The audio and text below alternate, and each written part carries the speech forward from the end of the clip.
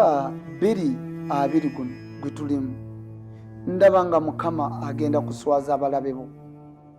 Waliwo omusajja yakulekawo n'agenda, naye njagala Mukama omusajja ono yonna gy'ali omwoyo wa Mukama amulumirize, amutuule ku mutwe gwe, amulumirize ng'amugamba nti ddayo eri maama w'abaana bo. Njagala omusajja yakulekawo akomewo. Abaakukyawa bonna bagenda kudda gy'oli mu 2020 ono. N'abadde takubira ku ssimu ojja kulaba ng'atandise ojja okukubira. Njogera ng'omusajja wa Katonda oba ssengaawo oba kitaawo, kubanga lwa abantu b'endaba nga bambi wakyayibwa nga ne kitammwe mugagga. Naye mwenna abaana bwe mwava munda ya maama, kitammwe tiyeetagira ddala kubalabako, kubanga lwo olumbeerwa omukazi muka kitammwe olwabaawula ne taata.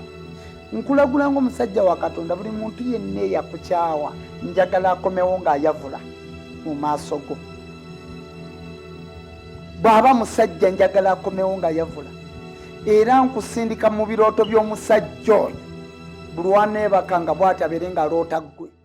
Ne bw'aba nga alina eyo malaaya ye ng'alina kumala kuloota ggwe, nga ggwe gw'omujjira mu birooto. Laazima njagala Mukama, kubanga bambi olabika omwagala nnyo. Oli mwana muwala, olina boyfriend wo, olina omusajja newe oli omutima gwo gumwagala, naye ye si byaliko. Njagala Mukama transferinga okwagala kw'omwagalamu, ate Mukama akukubisemu emirundi nga 10 akuyingize mu musajja.